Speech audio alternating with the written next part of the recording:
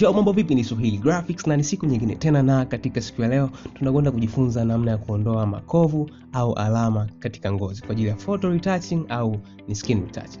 Kama wewe ni mgeni katika channel yetu, basi usahau kusubscribe kwa maana kuna vitu vingi ambavyo tumeviandaa na tunaendelea kuviandaa kwa ajili yako. So, moja kwa moja katika tutorial yetu ya leo tutakwenda kutumia tool ambayo inaitwa healing brush, lakini ni katika kundi hilo hapo ambayo inapatikana katika hii sehemu, na kama tunavyosemaga kwamba tool ambayo utaikuta hapa ni tool ile ambayo ilikuwa ya mwisho. So kama ulikuwa unatumia red eye tool, basi utakuta red eye tool. So ni kati ya hizi tools tatu hapa, so inapatikana kwenye hii category hapa. So tutakwenda kudiscuss tools tatu na tutadiscuss vipi zinafanya kazi, wapi ni pazuri kwa kutumia tool gani na vitu kama hivyo. So tumetumia picha hii hapa ambayo unaweza ukaipata Google, au kama una picha nyingine ambayo unaweza ukaitumia ni vizuri. So mimi nimeandika tu pimple face, alafu ikatokea hapa, nikachagua ni picha ambayo sio stock image, kwa maana stock image nyingi zinakuwa tayari ziko retouched. So katika Photoshop yetu tukiendelea tukitumia hii spot healing brush ambayo inapatikana hapa, so uta right click alafu utaiselect hiyo spot healing brush yako. Na kitu cha kuzingatia katika spot healing brush, kwanza kabisa ni hakikisha size yako ni ndogo. So ungeweza kupunguzia hapo size, lakini sisi ni maprofessional tayari, tumejifunza kwa muda mrefu. Ungeweza ukashika na kitu kinaitwa square bracket kwenye keyboard yako ya kushoto, ukibonyeza inapungua kama hivyo, lakini kama hauioni sio vibaya pia ukapunguzia huko. So mimi nitapunguza mpaka size hii hapa ambayo ni size ya chunusi moja, kwa kuangalia hapo kwa haraka haraka. So utakuja utachagua pia hapa kuna kitu kinaitwa blending mode. Ni blending mode gani ambayo tutatumia kuongezea hii content ambayo tunaweka juu ya hii picha yetu. Alafu utachagua tu normal, ndio tunatumiaga siku zote, iko hapa hivi.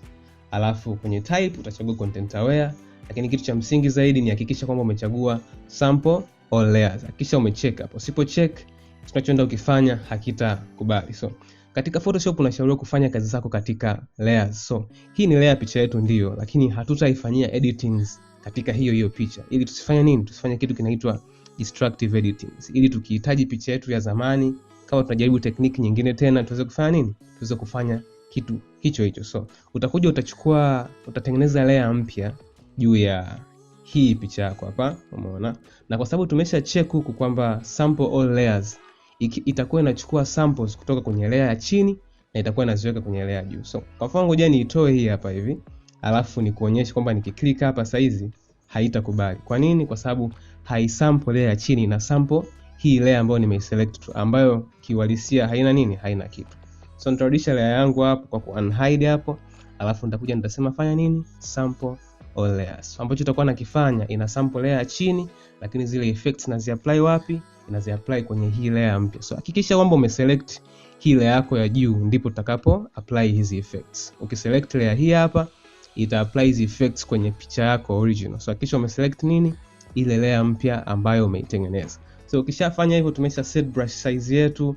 Utakuja tu uta click kwenye hiyo chunusi ambayo unataka kuitoa au alama kama hivi, na mara moja, yani spot healing brush iko haraka na ni rahisi kiasi hicho. So kuendelea kuelezea hii inafanyaje kazi, nikitoa hii picha yangu ya chini hapa, utaona kwamba kuna kidoti kimetokea kwenye nini? Kwenye hii layer yangu ya juu, ambayo nikihide pia unaona kinapotea, kinatokea, si ndio? Kwa hiyo hii effect imetokea wapi? Kwenye hii layer mpya ambayo nimeitengeneza. Kwa hiyo nikihitaji ile picha yangu ya zamani, naweza ngafanya nini? Nikaipata na nikatumia techniques nyingine kwa ajili ya kufanya nini? Ya kuendelea kuiedit. So nitai-unhide ile yangu mpya ambayo ndo nafanya edits. Ngoja tu rename. Rename unaweza ka double click tu hapo kwenye layer 2, alafu kaandika hii tumesema ni spot healing brush, si ndio?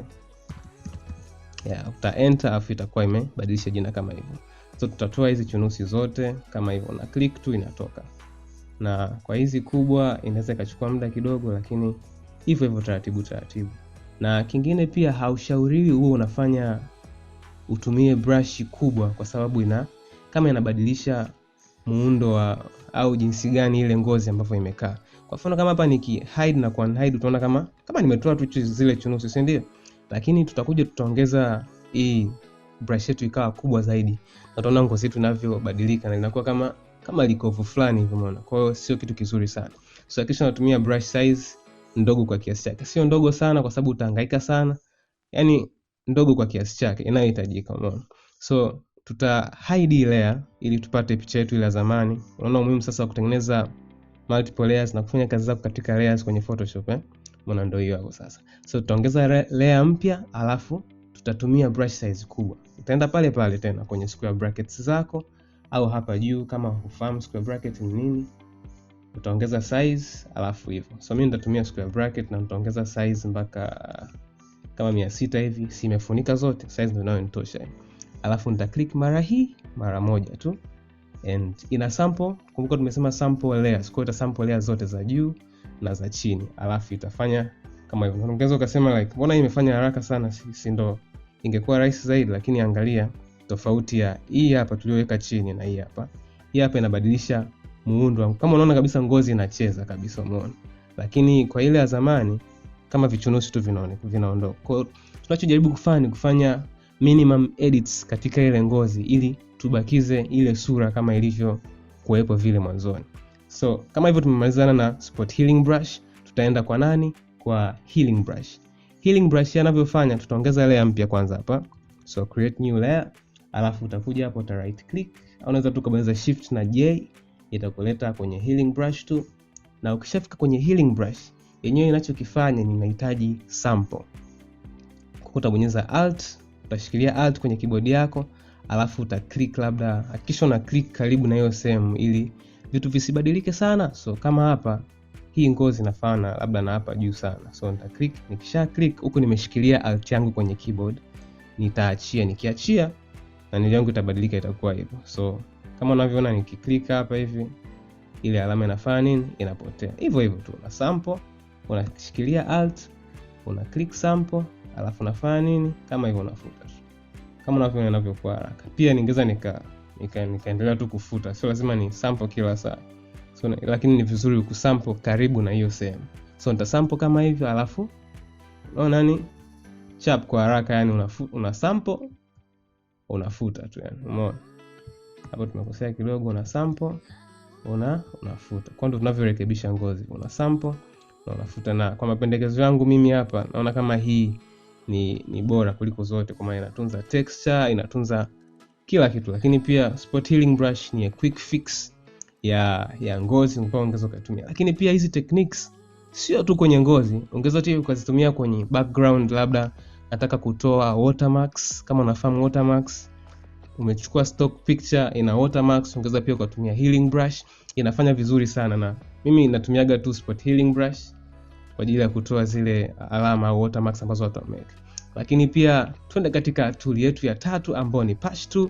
So nita hide hiyo layer ya mwisho hapo ambayo hii tumetumia healing brush. Tuta rename. Kumbuka ku rename una double click, alafu ki double click unaandika, alafu unabonyeza enter, unakuwa umemaliza kama hivyo. Tutakwenda kwenye tool yetu ya tatu, tutabonyeza shift J, au ongeza pia ka right click hapa, alafu kaje hivyo. Shortcuts yani ni nzuri zaidi wakati wote kwa sababu zinakusavia wewe muda, si ndio? So kwa ajili ya patch tuta duplicate hii layer. So utakuja utasema control J, na ukishasema control J tutaileta juu kabisa, kwa sababu hii hapa hatuwezi tukafanya undestructive editing.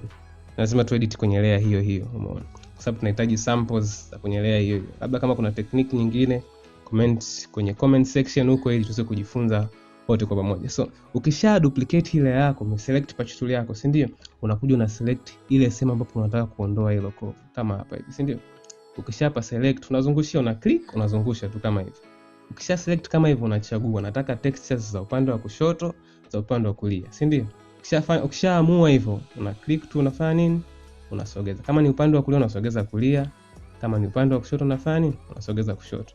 Na kama hivi, yani sharp kwa haraka, imekaa vizuri kabisa, unaona. So pia ningeweza tu nika click na hii hapa kwa haraka, nikasogeza, labda nataka niliyo kulia, control D kwa ajili ya kudeselect.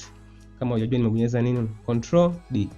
Lakini pia kama hujapitia tutorial yetu ya shortcuts ni za muhimu sana. So hakikisha unapitia tutorial yetu ya shortcuts kwa ajili ya kufanya kazi zako kwa haraka zaidi. So kama hivyo unavyoona kazi yetu inazidi kuwa rahisi na haraka, na hizi naomba tu nilifanye kwa haraka kwa ajili ya kufupisha tutorial yetu, na kama hivyo tunakuwa tumemaliza. Lakini hii patch tool mimi sijaipenda sana kwa sababu inachukua kila kitu kutoka kwenye nini, kutoka kwenye text ambayo unahamisha. So sidhani kama ni nzuri sana kwa ajili ya skin retouching. Lakini kama unafanya retouching ya texture ya nguo, nadhani pia ingependeza ukitumia touch tool. So katika tutorial yetu ijayo tutatumia techniques nyingine ambazo zitatusaidia sisi kufanya kazi kwa haraka zaidi, lakini pia kutunza vitu vyote ambavyo tumeviona kwamba havitokei vizuri katika hizi techniques ambazo tumejifunza katika siku ya leo. So ni hayo tu katika tutorial yetu ya leo. Usisahau kusubscribe, lakini pia kuacha comment yako na kulike kama umependa video, na nikutakie siku njema sana. Karibu sana.